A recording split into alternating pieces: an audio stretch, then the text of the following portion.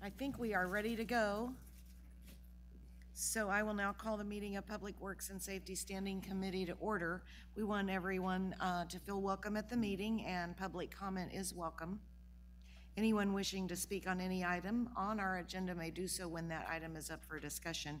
You would have up to 3 minutes to state your comments, and we would ask you to come forward to the microphone at the podium and be recognized.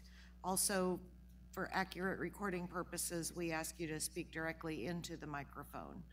Could I have roll call, please? Roll call: Bryant. Here. Philbrook. Here. Markley. Here. Kane. Here. Johnson. Here. Bynum. Here. And we have minutes from our July 24 meeting.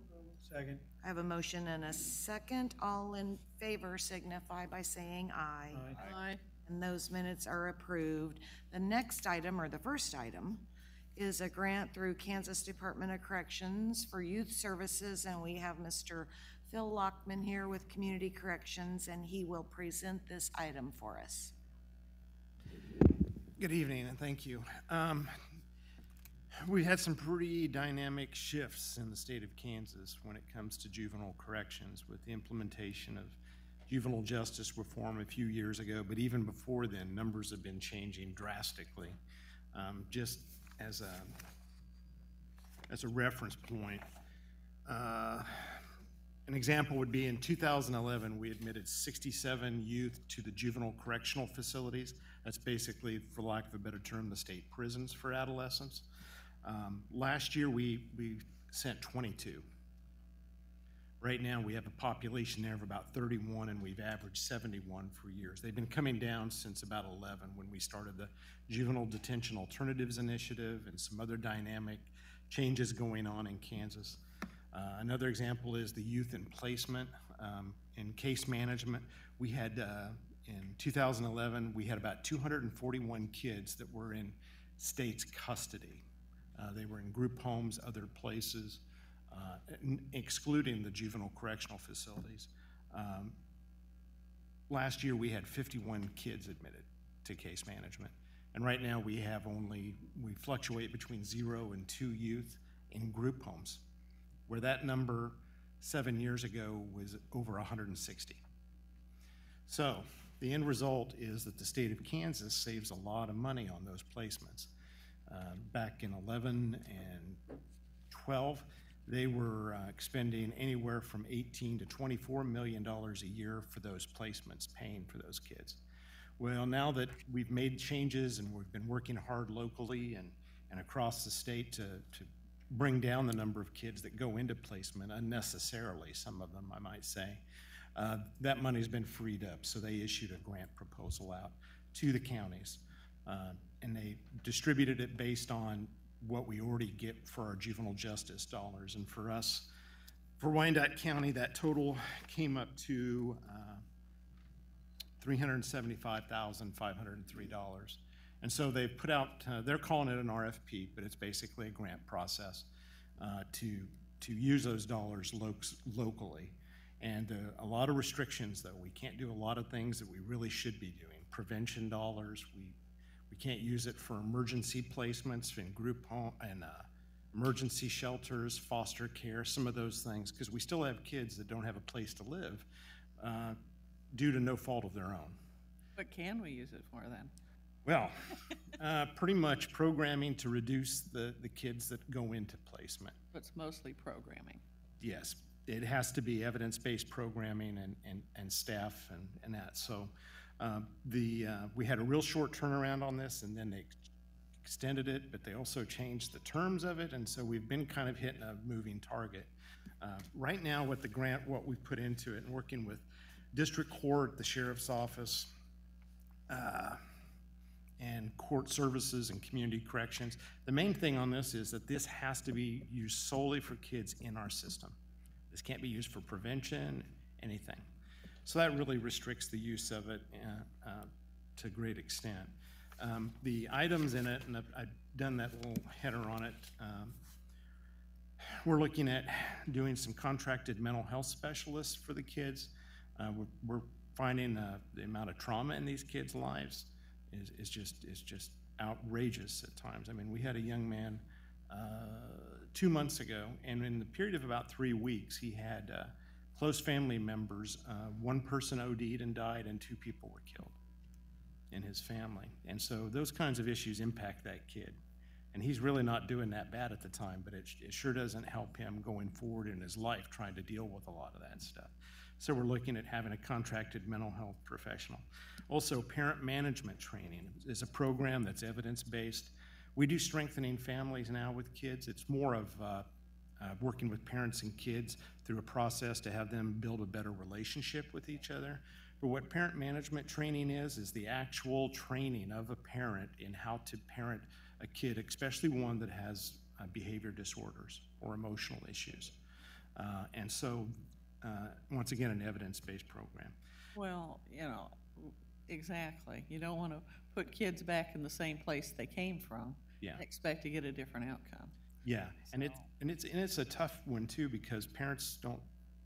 It's not an easy sell to a parent to get them to be involved in it. But it's very worthwhile when it works out. It will be nice to hear how many parents take you up on it. Yeah. Well, we're hoping, we're targeting in it a total of 30 families. And it's a pretty intensive, it would be contracted out, but it's a pretty intensive, once a week for about 13 to 14 weeks. But they actually meet with the kid and the parents, do role playings with the parents, and then work with the parent, with the kid. And we're mainly targeting young youth kids on this because we're thinking that the parents' level of burnout on the older kids is really going to minimize their involvement. And so we're targeting 10 to 15-year-olds Right. as the primary.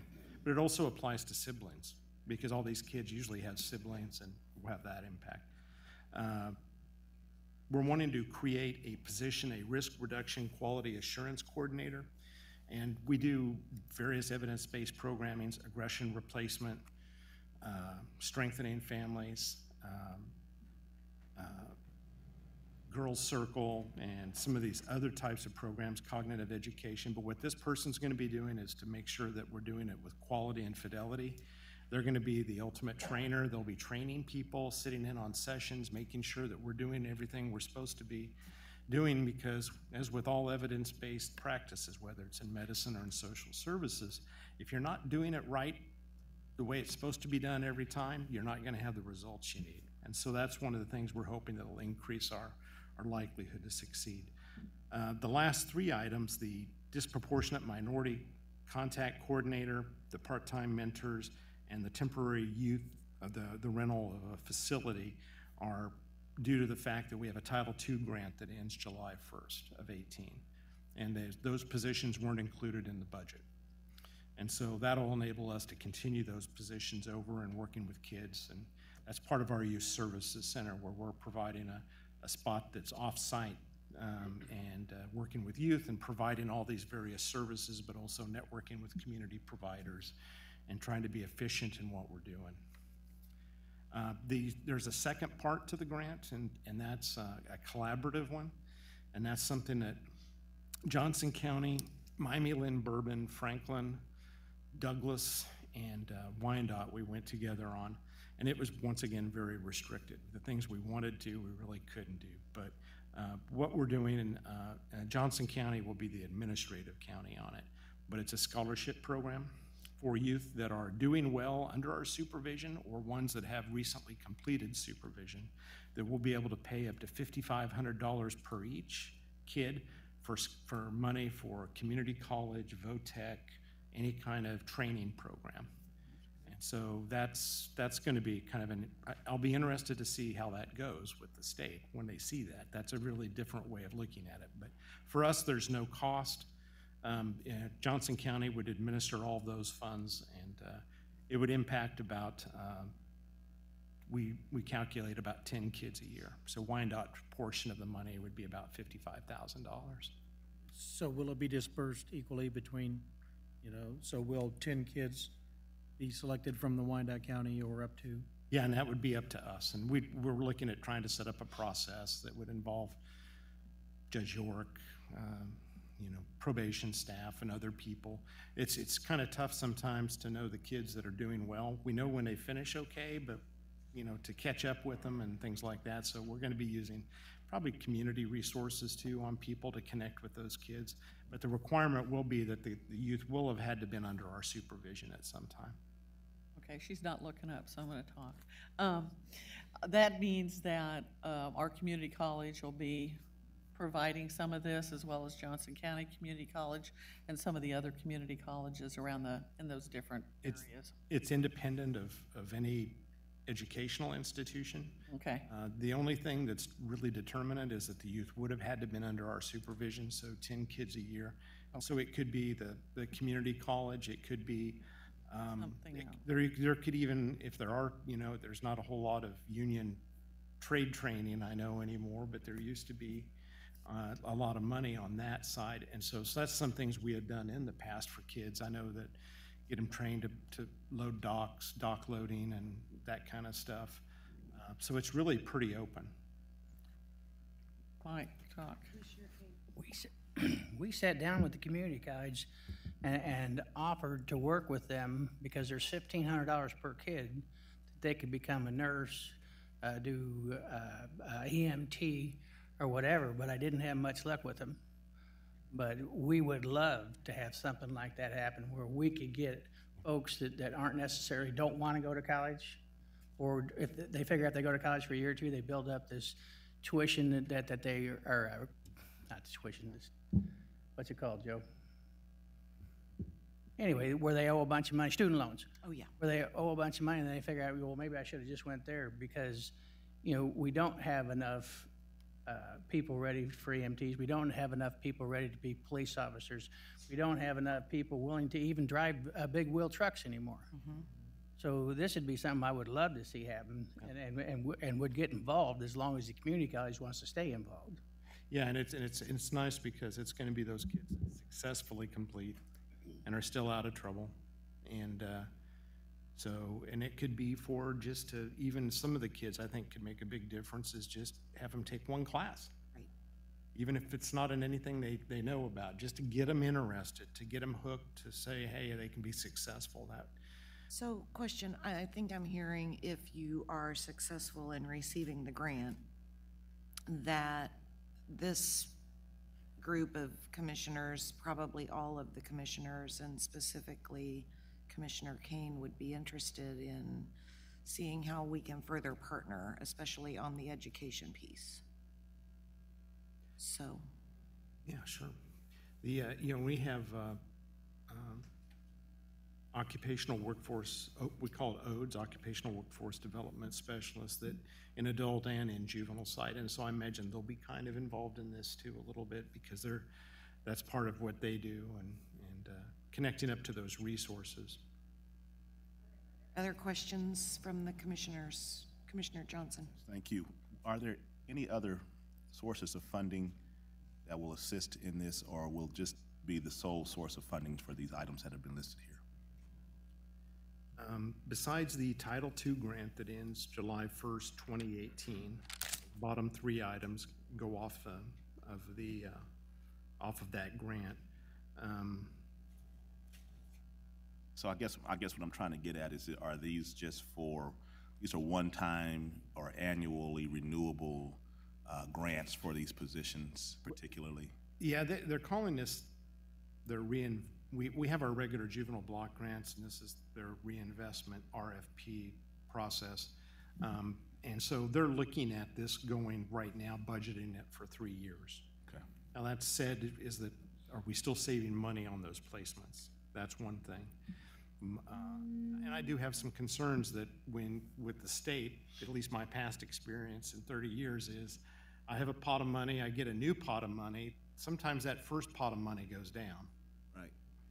And so that's the thing that we're gonna have to be careful about. But I think that all these things are really pretty sustainable. And I think they're important positions. And I think that we're gonna really do our best to make sure that they're sustainable. And I have a motion and a second on this item for approval. Is there any other comment or question? If not, I'll have roll call. Aye. Aye. Aye. Aye. Aye. Then that's approved, and we thank you very much. Thank you, Commissioners, and have a good evening. Next item on our agenda is item number 2. It's the presentation from our fire department, our fire marshal, on our 2017 fireworks.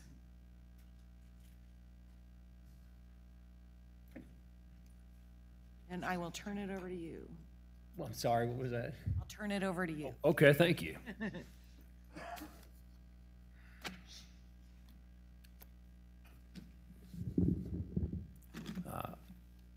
Hello, good evening. My name's John Droppelman. I'm your fire marshal for Kansas City, Kansas. This is your 2017 fireworks summary for our 4th of July season this past year.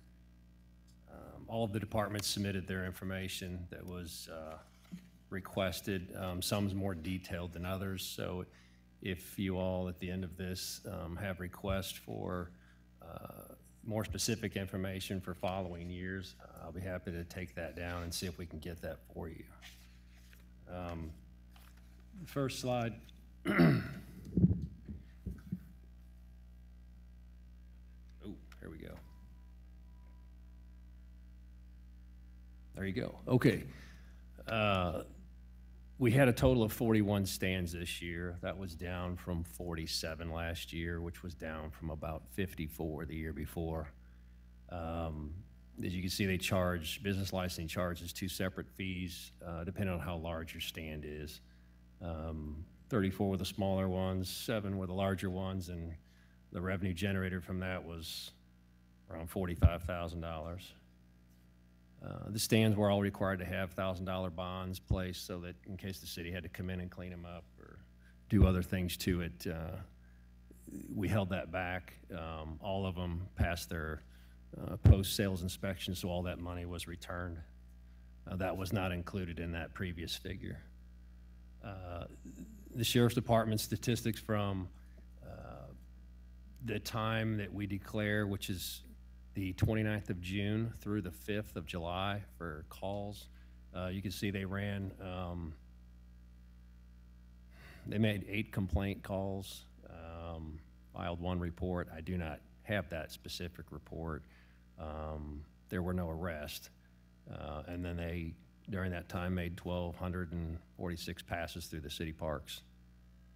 The police department responded to 240 complaints. I do not have any statistics on any kind of summonses that were issued or warnings or things like that. Public Works, I did not get the total number of street closures. I think we were around 17 different areas of the city had block parties, roughly. And that's the Public Works tab for their partaking in the July 4th, which was $2,800. They do charge for reserving those streets.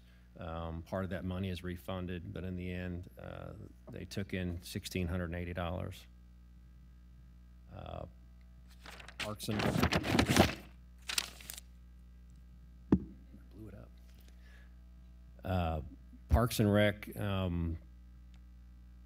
had lower than normal problems in their parks compared to previous years, but the trash in the city park was elevated. And there's their fee for trash bags and all their different supplies they had to use, personnel costs to cover their costs for that duration from the 29th to the 5th. Air quality. I tried to do something with air quality. I've only been the fire marshal for about 2 years or had access to it. I was trying to, there's a lot of the numbers you'll see from air quality are a little bit difficult to understand. Of course, there's always smoke in the atmosphere, and that's what they're looking at, particulate and things. It's easiest to probably see from this figure. You can see July 4th, the particulate matter was high, of course. If you drive around downtown during that 5 to 10 o'clock period, you can hardly see through some of the streets. Let me go back. The EPA, the EPA dictates that there's a certain level where it becomes hazardous or a health concern to the public, but it was only for a short period of time. I was going to try and graph out the last 4 or 5 years of the EPA's monitoring, but it depends on the weather, I think, too much. You know, is it windy that day? Is it not? This year was a little bit windier than I know last year. Last year, you couldn't see through the streets for a while.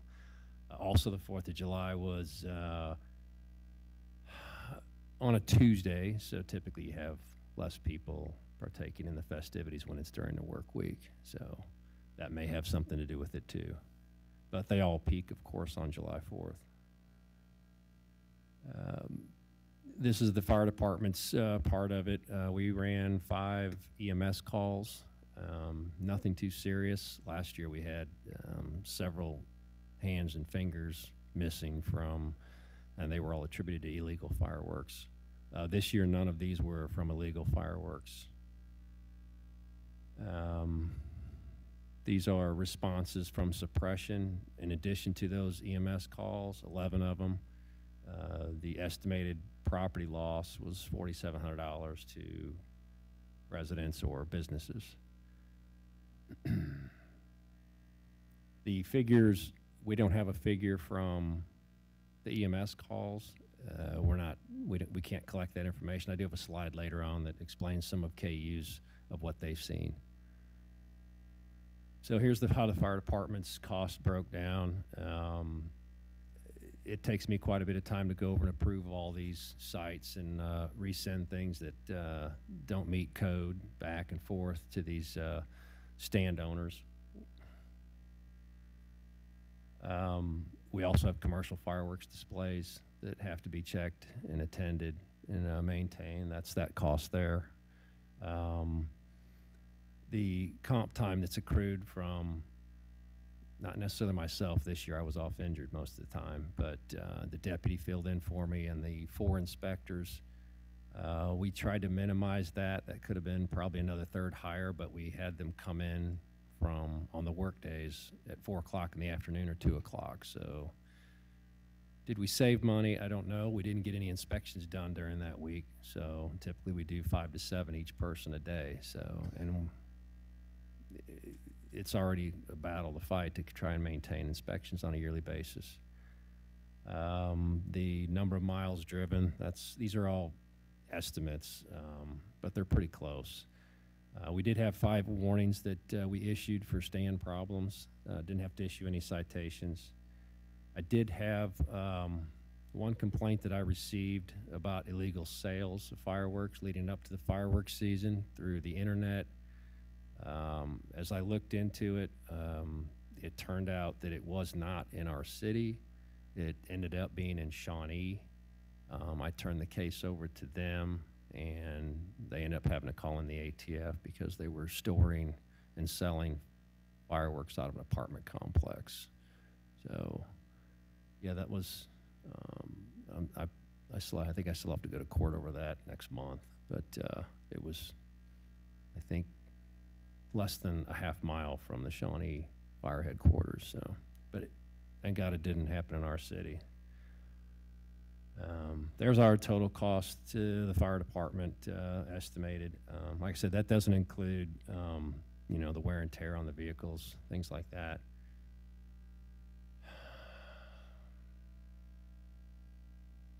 If you add in the property damages, there's what the fire department sees. This still isn't EMS related cost, you know, for transporting patients and things. I don't know if we were reimbursed on those or people, you know, if we just wrote it off. And there's the total cost to the city for the services that were provided. Your tax revenue, I do not have this year's figures because Kansas doesn't have those yet, so we go off of last year's. Last year, the city received about a little over $35,000 in tax revenue from the sale of fireworks. I think it was like $1.3 million in fireworks sales, and that's what Kansas City, Kansas received from that. So you add that to the licensing fees, and we come out, you know, budget-wise, $65,000 ahead. These are injuries. This is the injury report from KU Med Center. They see 144. 100, I think, or wait, this is in all emergency departments throughout the state of what they saw. 144 injuries, and that's the parts of the body that is involved. A lot of face and hands. That's typically what we see. Here's KU. They saw 15 patients. Some of them could have been the ones that we saw, duplicates 5.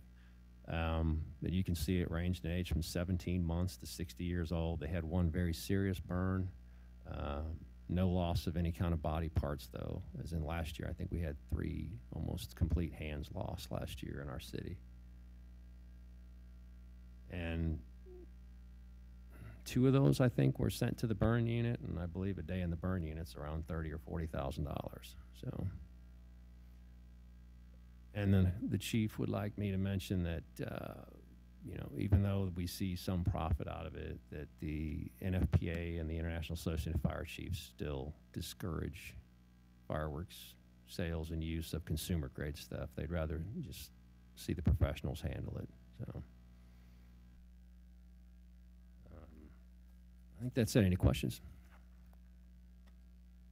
Any questions or comments from the commission, Angela?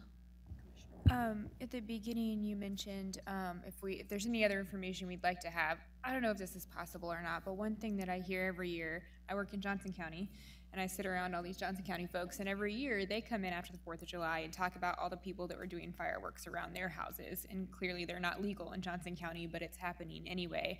So I'd be interested to see, and I don't know if Johnson County tracks it because it's not supposed to be happening, but I'd be interested to see their call levels and their injury levels where they're illegal but clearly happening versus ours. And again, I don't know if that's possible, but if you know folks in Johnson County and they have any kind of figures, I think it would be interesting, because one thing that we're always talking about as we analyze this is if we make them illegal, that doesn't actually mean they go away. And we know that, we just don't know at what level they still exist. So I'm sure they would appreciate it if we stopped selling them here, but they're going to get them from Missouri or yeah. Douglas or wherever. They're going to, you know, you're going to go where they're at. I know that, and I guess I should have the Parks Department break that down better, but that park there along County Line down there, that's nothing but Johnson County license plates over there on the 3rd and 4th, shooting off fireworks because it's legal here. Yeah, Rosedale Park, yes. Yeah, Rosedale too maybe, but Highland gets a lot of them. But I'm talking about, these are people who live in Olathe who are saying, people next door to me shot off fireworks all day and all night. So that's why I would be interested to know, they're clearly seeing some level of calls from that as well, despite the fact that they've made them illegal. So it'd be interesting. I'd be happy to try and get those from Shawnee and you know, Overland Park. I know it might not be possible, so it's not that big of a deal, but it just would be interesting for our analysis, I think, to see what level of calls they get. I would be interested, you know, Shawnee and Overland Park, I think, would be 2 that you could contact, and then Johnson County, is that a county operation for their EMS? It's MedAct that covers MedAct, a so it majority of it. Be easier to get the EMS calls than calling multiple jurisdictions, but Okay. She makes a good point. What are they seeing in cities that do not allow the sale and use of fireworks? I think that would be good for our comparison. What other comments from the commissioners and Mr. Bryant? Well, the number that you had of the sheriff and police complaints, do you know historically, is that up or down from 2016? I probably can get you those from last year. I don't have hardly any statistics on previous years to that. I can get last year's because I was a part of the division last year. A lot of stuff when, you know, people come and go from positions just tends to disappear into the computer system. It's hard to track. But I can go back and see if they still have them, and I'll get you that. But I think a lot of that, from what I can tell, depends on what day of the week the 4th of July is on. You have it on a Saturday or a Sunday or a Friday, you're going to have a lot more use of it. One thing I did try to do this year, because last year, being my first year, I would, you know, inspecting some of these stands, while I'm standing there, some of the owners like, yeah, you know, last year it had a lot of rain, and I'm like, you guys got, your sales slow. Yeah, but I had somebody come in, offer me $5,000 for whatever's left at 9:30 on July 4th night. And I thought, well, okay, but I'm not good with that, because if somebody backs up a U-Haul trailer or something, one of those, and hauls off 6,000 pounds of fireworks and puts them in an apartment complex or a house, that's trouble. NFPA says you can't have more than 125 pounds of that in your house without a permit. So, and you're not going to get one in this city unless it's in the correct building. So I generated a large purchase form for them to fill out, but nobody returned any back. They either didn't have any large purchases this year, or they failed to report any. It's not, and it wasn't anything we could by law have them do. But so I know for a fact, as I was going around the year before, though, they were, unloading the stuff because it's cheaper for them to sell it like that than it is to have them return it to the distributor. The other that I would be interested in finding out is how many of the complaints were made on the 5th or later? After that? Yeah, to see, because I know that you hear them continue. Right. But I'm just not sure how many of them are, how many of the complaints happen post or during. I think I've received personally 4 complaints from people throughout that next weekend, through what would have been the 10th maybe, or that called my desk number directly. So I'll try and get that for you. Commissioner Philbrook. Well, mine's more of a comment than a question, and that is that it's not too hard to tell where everything is being blown up, so to speak, and that's the cloud that hangs over Wyandotte County on the 4th. If you're coming up I-35, all you have to do is look up, and there we are. Okay, now whether we want to do something about that or not, I think that's going to be up to what us commissioners hear back from folks on it. Yes, we do make a profit of $65,000 this year. Is that correct? Yes, that's. Yeah, but in the big scheme of things, what's $65,000 mean? As big as our budget is, $65,000 is almost, newspapers. You know what I'm saying? It's not something we use a lot of, and it wouldn't take long to get rid of. So I'm not going to look at this as a profit maker, okay? But I do want to hear out of folks that if they want it or they don't want it, that's what I want to hear out of our folks out there. You hear me out there, folks?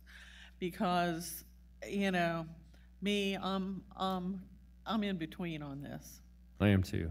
I'm in between on it because it was something I really enjoyed as a child, but I was well managed, just so it's not, like some kids get out there and.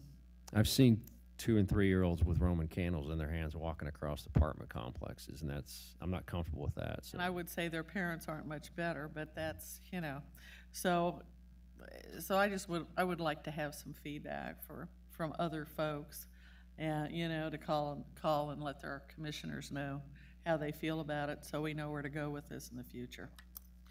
Commissioner Johnson, any comments? Since you offered, the reason why that we allow this right now, and I guess this is just for general discussion, is because we received from a recent survey, that there's not a lot of opposition to having fireworks stands or selling fireworks in Wyandotte County. What is kind of the basis for our continuation of allowing this? Well, I was going to say, I think it's probably the opposite way. We've always allowed it. We have not disallowed it because our surveys have consistently shown a majority in favor. In favor, okay. So, okay. but I think it's just always sort of existed. That's right. Very well. Commissioner Kane, any comments? So I do think Commissioner Markley's correct, and we do include this in our surveying that we do every other year, and so far to date, it appears that most people who take the survey are in favor. I did have one question for you, sir.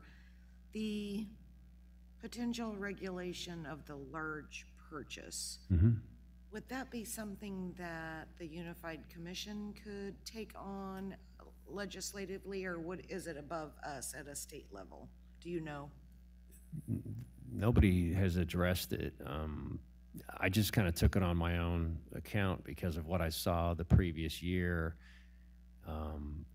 and thought, I don't want that stuff next to my house, in my neighbor's house, much less an apartment. So I tried it to see what would happen. Nothing came about. It also kind of came about because of, I don't know if y'all saw the ruling from the Kansas State Fire Marshal this year that came out like in May, saying that charity groups could sell this stuff kind of at will or something like that, or take orders. It was a big, fire marshals from all over the place started calling them saying, what's this sale stuff? Well, no, they can't sell it and they can't haul stuff off to their house. They can take pre-orders for it like you would Girl Scout cookies, get issued a slip, go to that fireworks stand and pick up your fireworks there. But they were not allowed to, like the scoutmaster, load up his van full of fireworks, take it to his house, church, or VFW hall and distribute it from there. It has to be done from the stand.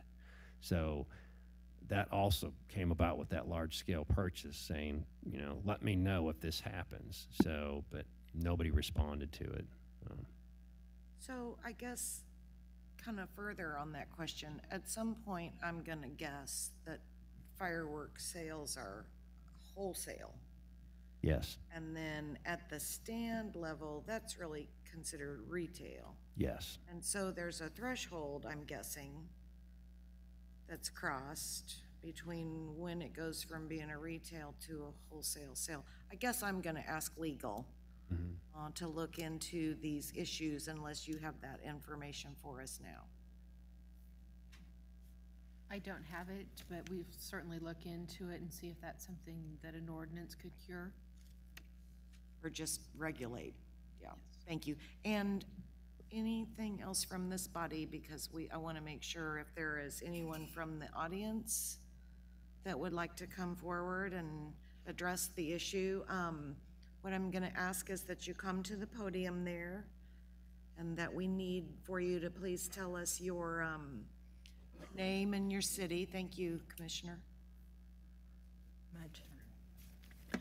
Okay, my name is Dorothy Bender, and I live at 2024 South Bokeh Street, which is spelled B-O-E-K-E.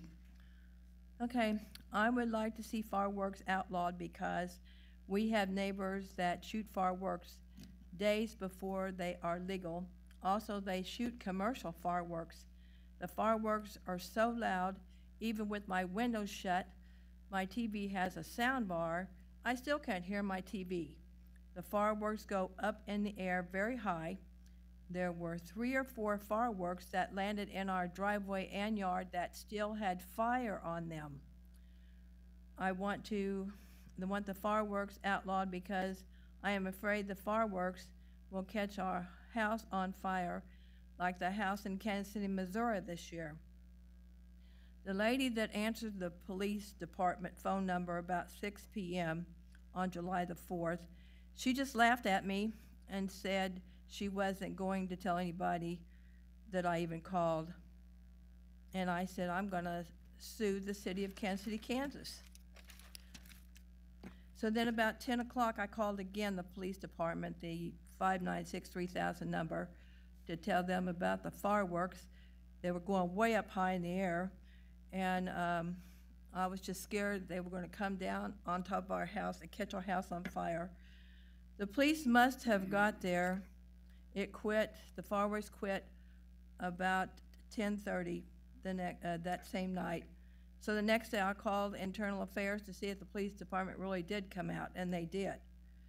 So at this one house, there was about 10 cars there, and they were having a party with these fireworks, but it was awful. And I was just really afraid, because I was afraid these fireworks was gonna catch our house on fire. And I want to say that on our front porch, it was so powerful that these fireworks shook our foundation, you know.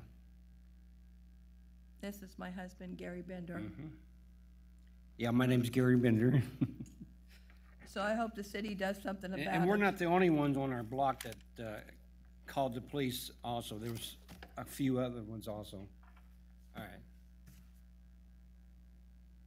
Mr. and Mrs. Bender, I want to thank you for your comments.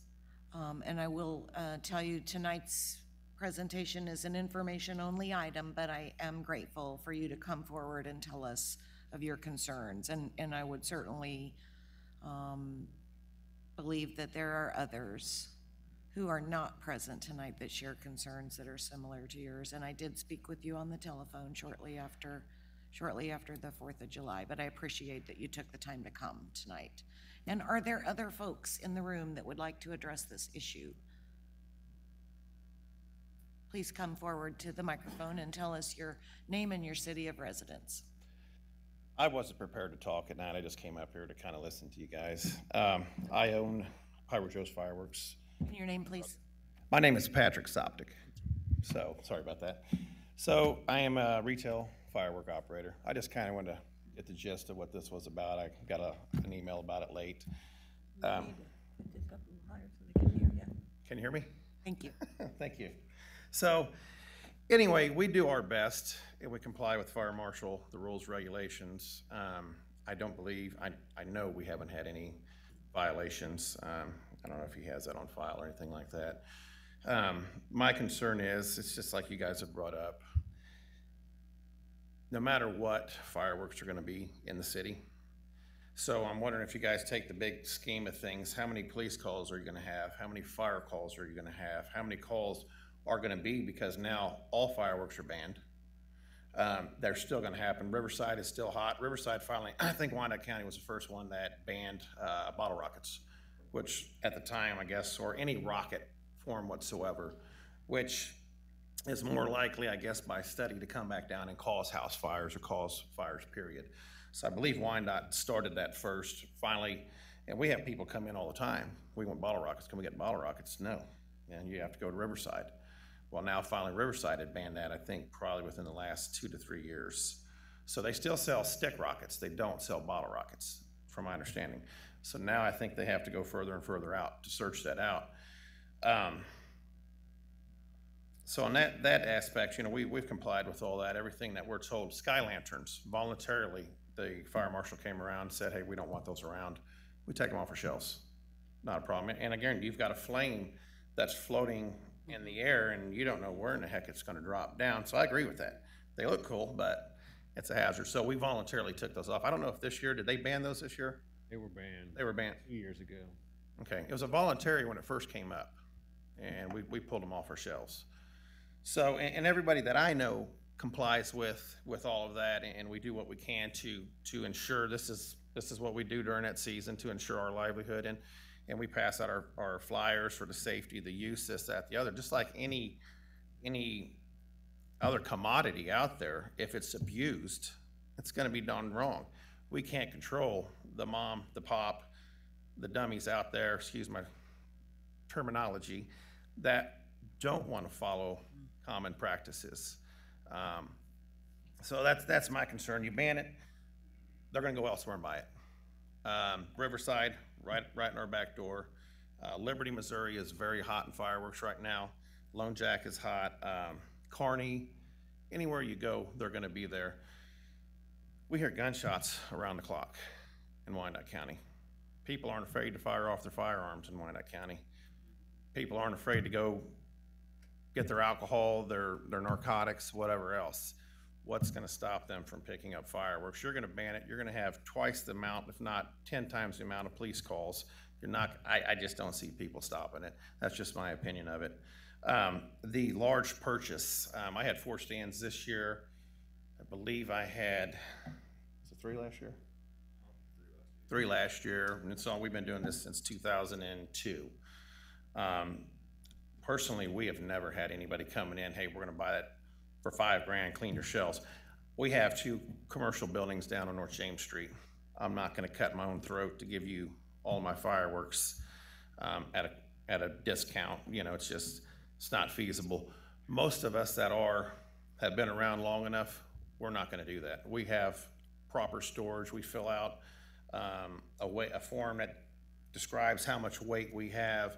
where it's stored, the building, the location of the building, to where if there ever would be an issue at that facility, it should be registered with the fire marshal, so they would know for their safety, this building has this in there, kind of like a caution.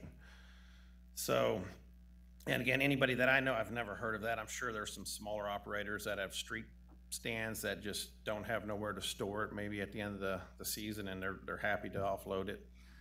I don't know of anybody that does that. The complaints, I'm sure they're gonna be there, you know, regardless, with or without them. So that's about it. That's all I could really catch right in that. So I appreciate your time. Thank you very much. I appreciate that you took time to be here, and I believe your point is, if we ban the fireworks, then we still have the calls and no revenue. Correct. We're in Wyandotte County. It is what it is.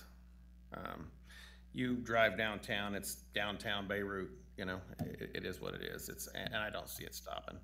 I've got properties down here off of 9th and Orville. It's there. We live over in Turner. It's there. And it doesn't matter where. I don't know if you'd call it patriotic. People just like fireworks. So, and there's always going to be somebody that's going to bend the rules, break the rules, and cause problems. But I don't think as a whole, it's that, I think the greater is for the support of them, at least in my opinion. Of course, you guys have your statistics, and that's what you guys get paid to do. So I'm going to support myself, though. Thank you, sir. Thank you. Appreciate your time. Anyone else in the audience that would like to speak to this item? If not, I will remind you it's an information item only, and we appreciate you, Mr. Droppelman, I believe I said that right, bringing the data. And then, you know, if you get the opportunity, there's no deadline on it, but if you had the opportunity to give us those Johnson County comparisons just at any time, and even by email is fine. Okay. So, but we do appreciate it. Yes, sir. Can I add something? Certainly. We had a stand, get in front here so everyone can hear in case I'm not loud enough. We do have, just like you described, a lot of Johnson County buyers. We had a stand on, and we target that county line road area because we know that money is gonna come in. Right. I had a stand on 55th and Inland. You would be surprised at how many people from Lake Quivira, the elite spot where we're not supposed to have nothing. You can't go over 20 miles an hour through that little entrance there. Well, we've got tons of people coming from there. We had a stand on 22nd and Merriam Lane. Tons of Johnson County people. So if you got Johnson County coming to Wyandotte to do it, you're gonna have Wyandotte going wherever they need to get their fireworks. So I'll end it. Thank you very much. And again, we appreciate your time and the data that you've brought forward to us. And we will probably again include this in yet our next round of surveying, and we will see where that information takes us. Let's see, item 3 is the last item on this agenda. This is a resolution declaring bridge number 66 over Turkey Creek project a necessary and valid public improvement. Sir. Good evening, Commissioners. This is your basic survey resolution authorizing any potential condemnation action that may be required for the restoration of Bridge 66 project. Move to approve. I have a motion and a second. Roll call, please. Roll call, Bryant. Aye. Philbrook. Aye. Markley. Aye. Kane. Johnson. Aye. Bynum. Aye. That motion carries. Thank you very much. And that concludes this meeting. We appreciate your attendance. We are adjourned. Thank you, sir.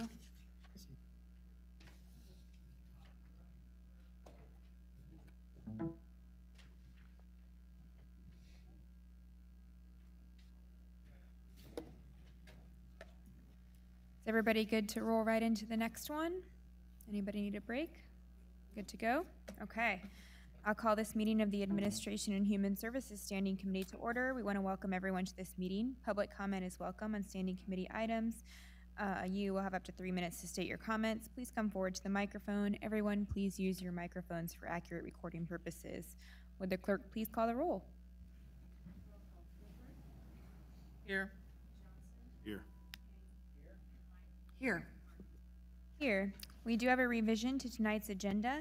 Item number 2 has been added, appointing Rachel Jefferson to the Reach Foundation CAC for a 3-year term. Move approval. Oh, wait, we're not there yet. Oh. Sorry. We added it, we're not there yet. Got ahead. We don't have approval of minutes from the July meeting. As you could tell, though, since that was added as item 2, we had only one item on the agenda prior to that. So we need to do item 1.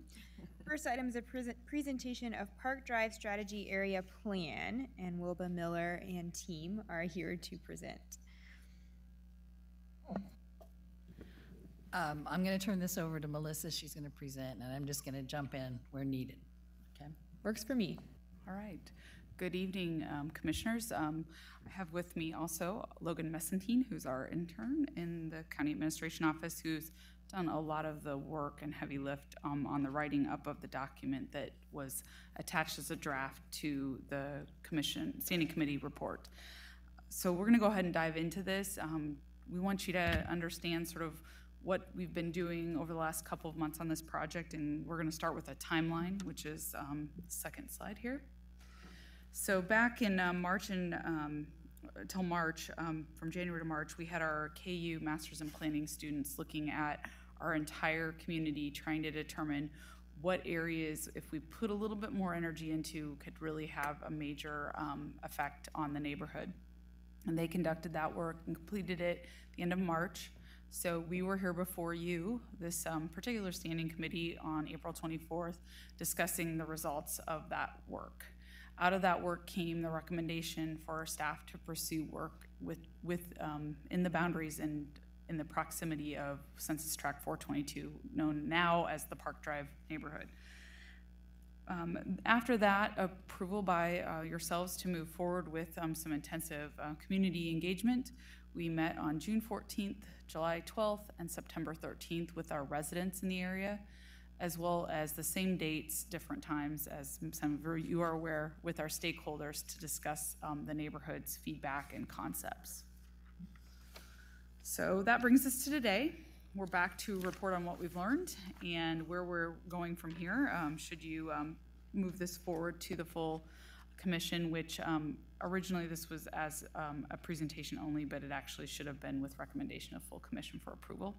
So I hope you can take that action at the end of the presentation. The next steps after that would be the 26th of October, because we are in the middle of a 30-day comment period on the draft document. And then after that, we will submit it to HUD. HUD will have the ability to make comments and return those to us to tweak the product that we've sent to them, or simply accept it. We don't know what will happen, but we're looking forward to that engagement. And then after we do receive the final go-ahead from HUD, then we would be coming back to amend the 5-year plan that Wilba presents to you typically in August with the budget. Is that correct? That is correct. All right. All right. So just a quick recap. This is a comprehensive place-based initiative, unlike some of the other programs that Wilba's group administers. And in doing so, this work, we've really tried to look for what's going to make the neighborhood more attractive for future investment, what kind of economic activities that we could do to help develop the neighborhood for the long term, and what other institutions or groups that we could possibly collaborate with to help work on those tipping point characteristics that we identified with the KU students. So again, not a grant, it's a strategy. So we keep people saying, where's the money? There isn't any. So again, what a tipping point neighborhood is, it's not one of our worst areas in town. It's not one without issues. It's one that takes that smaller lift to have some amazing opportunity for the community. So again, the neighborhood map, which is slightly more than the census tract itself. We head east of 18th Street to pick up the Sunfresh area, that Prescott Plaza, and that undeveloped portion to the back of it, which was originally slated to have something happen on it. So that's there and kind of trucks right up the middle of between 14th and 15th Streets, just to kind of give us a transition street there. And then along the north side of Central and crossed over to about 34th and back down over City Park around I-70. So with this, I'm going to turn it over to Logan, since she's had all the fun trying to figure out what we were all talking about, and I'm going to let her present. Okay, so after receiving all the feedback from the community and stakeholders, we put together various opportunities for the area. These are some of the housing opportunities. So the first one is utilizing the aggregation of housing units incentive, and this is available through the NRSA. There's various ways we can do that, and we haven't quite figured all that out yet, but that is one of those opportunities. The next is assessing the 51 tax sale eligible properties within the NRSA that have structures on them to determine whether or not they're eligible for the rehab program, and then increasing property maintenance index rankings. More housing opportunities, we want to decrease vacant properties, increase the number of building permits issued, increase owner-occupied properties, reduce the delinquent tax rate, seek multifamily residential development partners, develop a housing subcommittee with stakeholders. Then we have quite a few infrastructure opportunities. We want to increase the percentage of complete sidewalks in the area and all ADA curb and ramp work, improve street pavement index rankings across the community, improve stormwater management and sewer, repair, replace, and expand streetlight network. Even though that's actually under the BPU, we would like to encourage residents to report street lighting issues to 311 so that we can take part in that. Improving parks, our first improvement with that will be the shelters, and then installing more traffic control where appropriate, including more street signage. Another area of opportunity is animal control. We've identified being able to partner with the KCK Pet Coalition, Spay Neuter KC, and the Humane Society to provide more education on pet ownership. Also, we want to adjust policy to incentivize pet owners to keep their animals leashed or fenced and to pick their animals up when they are found loose. Can I stop you with a question now, or would you prefer we get all the way through? Now is fine. So, bullet point 2, what are you thinking? Adjust policy to incentivize pet owners. Honestly, this is something that we want to work on with these groups because they've indicated there's opportunity. There may be something. Okay, thank you. This is on to economic opportunities. There's quite a few here. We want to utilize another incentive through the NRSA. So this is federal HUD speak here, but the aggregate public benefit standard exemption. We also want to increase engagement by establishing more partnerships with area stakeholders, promote and provide small business training. We want to utilize that small business liaison, increase diversity of business types to provide more services, engage Wyandotte to further job opportunities in the area, and we want to publicize and utilize Money Smart KC. Again, I'm sorry, I just thought of one that could maybe go on the list. That is when you're promoting and providing small business training to possibly help to publicize existing small business incentives that are available now. And then also work on, of course, I feel this way countywide, but specifically for this area, you know, possibly working on other incentives that don't exist right now that would target directly to the small business owner. Thank you. Yeah, that's all and part of this. And one of the opportunities Not that bullet necessarily to come is actually similar to that. So another, we want to develop and engage subcommittees with stakeholders in the areas of finance, employment, education, and social services. And then this second point is kind of what you were getting at, I believe. Create a resource with a combined listing of all the programs and resources available to residents. And then we want to try and incorporate it with 311 possibly to make it accessible. We want to fund small business loans to improve storefronts and signage, possibly through a CID, SMID, or other partnerships. Continue the approval process of the 18th Street bus route to provide residents with more access, and develop a corridor plan for the 18th Street corridor from I-70 to Minnesota, including a node plan. We do have conversations started with our economic development division about what you're talking about, what doesn't exist, and those conversations started with CABA already at our last stakeholders meeting, so this conversation will continue, which is the whole purpose of doing this strategy. And then on to some education and public service opportunities. We want to generally improve our communication, and one step with that is developing more bilingual communications, particularly in Spanish and then other languages if possible as well. We want to provide more renters' rights training and publications, organize or assist in putting on community events such as neighborhood cleanup days. We have some other ideas too. Promoting existing ESL classes, working with Donnelly College and KCK Community College to attract residents to the GED programs, and find some way to incorporate art into the community. Before we get into the performance measures, these are things that we're already kind of working on, though, particularly as it relates to housing and infrastructure. These are things that are already being done and kind of work within our SOAR program as it stands right now. Is that correct? The answer is yes and no. Globally, the idea is to get better at all these things, but we're actually using this neighborhood to get it worked out. Kick-started. Yep. Okay. So if we get it right here and it works here, we want to then port it out. So it's not futile that it's only used in one spot, but actually the idea is it's transferable. So everything we're doing is with the, this is giving us our ability to intensively interact in a smaller geographic area to learn some stuff that will apply to the masses, which is pretty neat. Great, thank you. Okay, so these are the measurable benchmarks we've come up with, kind of out of those opportunities. So it'll be a little repetitive, but these are the things we can measure. And this is for 18 only. Okay.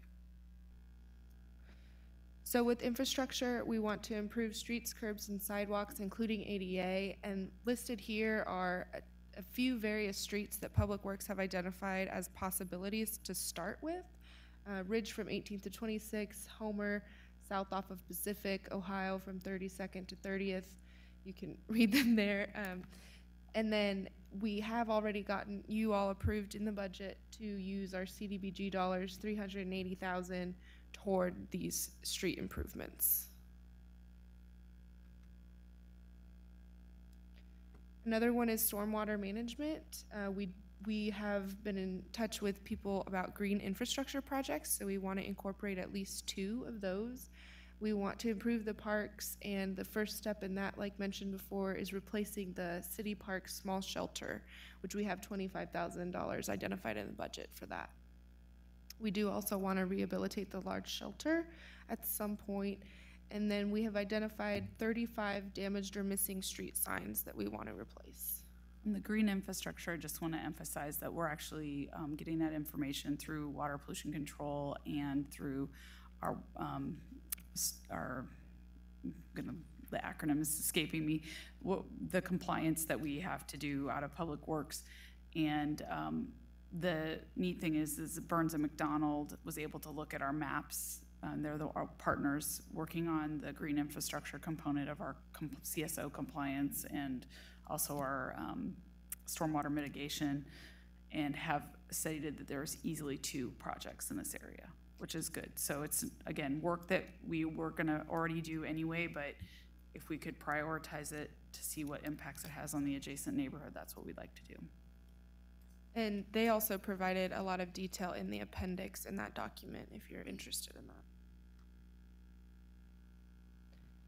Okay, in terms of residential development, we want to decrease vacant properties. We're giving ourselves a goal of 75% decrease, so we're hoping for 3.6% at the end of this 5-year process.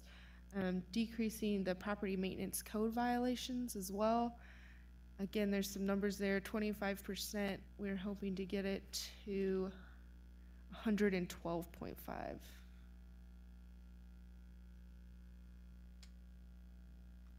We want to decrease the delinquent tax revenue rate from 11.4% to 5%, which is the amount proposed for the 2018 budget.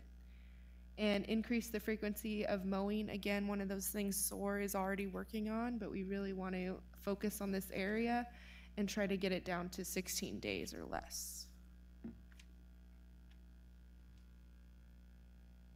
Again, this is the area plan for the 18th Street corridor. We're looking to do that by 19.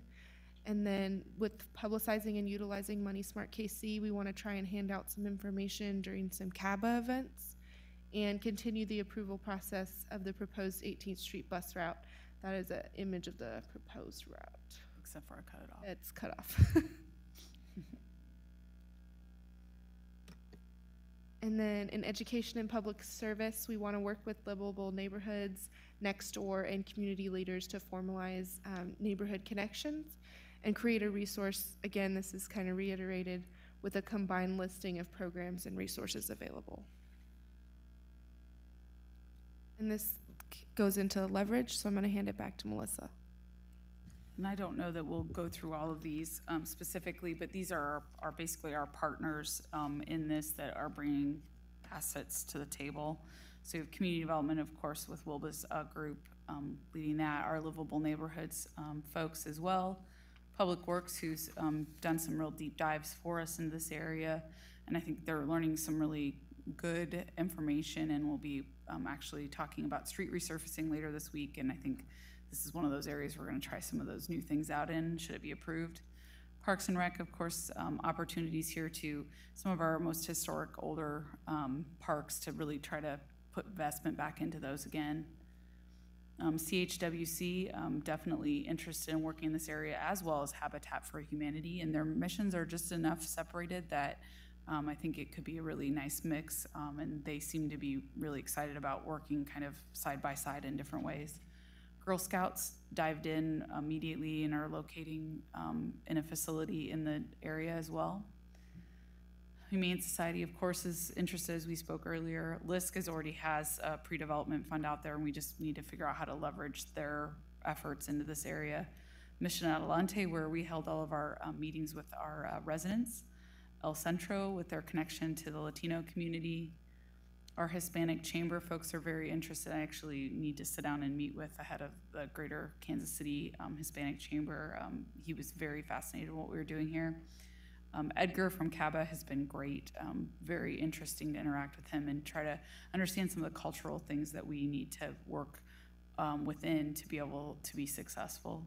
And Heron Consulting is a new group of contractors who help people wishing to become contractors be able to make all the connections. And we believe this neighborhood is ripe for some small business startups.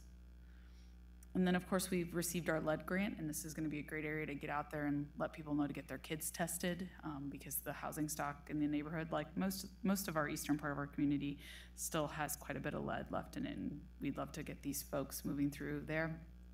And the last two things, Money Smart KC, which we've already referred to, and then waste management, because they do a lot of work with Habitat for Humanity on cleanup days, and we hope to do some things like Rock the Block that they do in KCMO over here in KCK.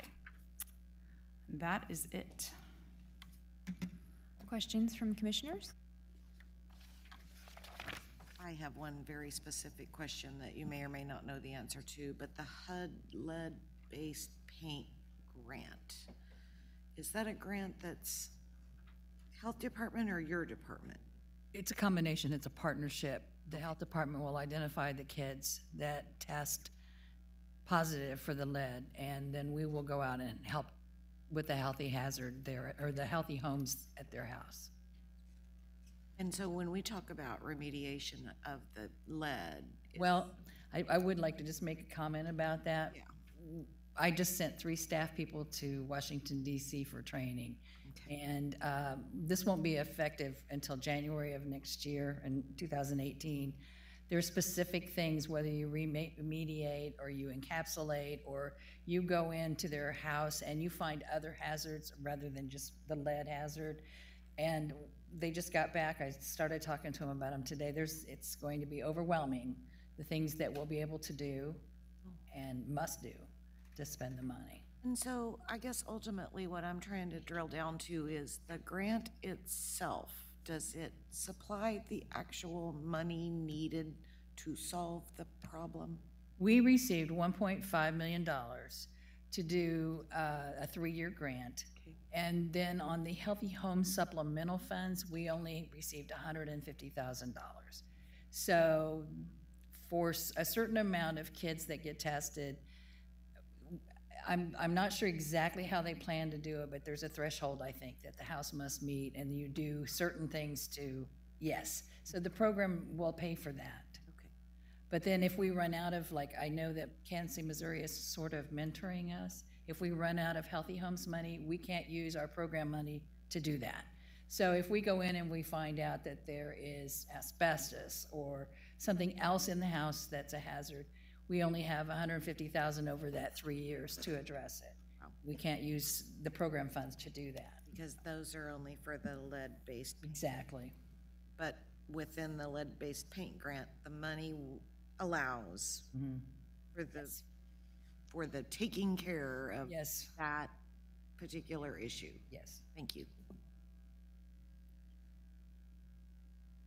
I was gonna just say, I mean, you might need to clarify this, but you know, you mentioned there's no money involved, but you also talked several times about incentives related to having this program. So could you clarify what is the purpose of having an NRSA? I sort of know some of this from having worked with you in the past, but it might not be clear to other people how you get these incentives and what that means. Well, when we first started talking about an NRSA, we had just come through the Choice Neighborhoods grant application, and HUD recommends that cities use this NRSA as a learning step before you get into a bigger arena. There are things in our grant, for instance, you know yourself that if we want to rehab a house or sell a house, we have to sell it to a low and moderate income family. Done deal. However, in an NRSA, if it's approved by HUD, and you want to go in there and you want to do mixed income housing, as long as 51% of your project is low income, low moderate income, then you can count the whole area as one, and you just make sure that 51% of them are low mod, and you can have a mixed income project. That's just one benefit. Two, public service. You know, we're capped out at 15% on our annual grant. If you do something that is just in that NRSA area, a specific public service for just that area, then it wouldn't be counted against your 15% cap. So, but we're not proposing to do public services. Just to sort of summarize, we don't get money for the NRSA, but some of the restrictions that would otherwise apply to our federal funding are alleviated because we have created this strategy area, which probably means nothing to everybody watching. That's huge. It's so cool. Yes. And I think on the housing side, it is unique because one of the things we've talked about is not reconcentrating poverty. And that does allow for more mixed income housing stock, which is huge. This area has fairly solid housing and home ownership. What we want to do is make sure that when we walk out of there, it's beyond solid. You know, right now it's pretty high on the owner occupied. We don't want that to go backwards, and we want those rental properties functioning higher than they are today. Anyone else? Do, as I understand it, need a motion for approval. Move for approval. Roll call. Roll call. Philbrook. Aye. Johnson. Aye. Kane. Bynum. Aye. Markley. Aye. Thank you very much, ladies. Thank you, Commissioner. And item number 2 is our added item. It is the appointment of Rachel Jefferson to the Reach Foundation CAC Board. Joe Connor is here to present this item. Move for approval. Second. Roll call. Thank you, Joe. We read the packet. Aye. Aye. Did you call my name? I don't remember. Yeah. I vote yes, just in case you wanted to know. Philbrook. Thank you. All right, that's all. That concludes our meeting. Thank you for your attendance, and we are adjourned.